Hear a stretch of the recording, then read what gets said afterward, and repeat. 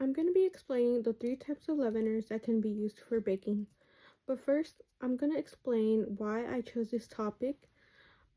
So, the reason I chose to explain the 3 different types of leaveners is because I have my own baking business, which requires me to make different things like cakes, cinnamon rolls, and different types of bread, or even cupcakes and cheesecakes. So, for my cinnamon rolls, I used a yeast because I needed the dough to rise at a quicker pace, so I did use an active yeast.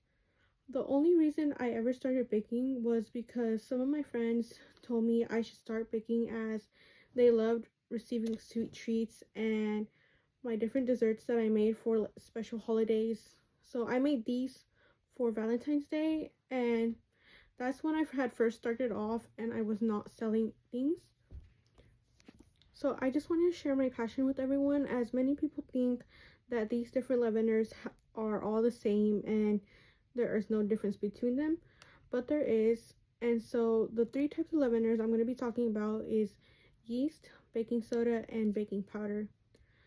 For yeast, yeast is made out of fungus, which it might be gross sounding, but it is not the type of fungus you cannot eat, which obviously is why it's an agent that helps dough rise or many other things rise. It produces carbon dioxide during the fermentation stage in order to create this rising effect. And there are 2 different types of yeast that can be used in baking. There is active dry yeast and yeast extract. So the next type of leavener would be baking soda. Baking soda is a chemical compound that is also used to produce carbon dioxide and help dough rise.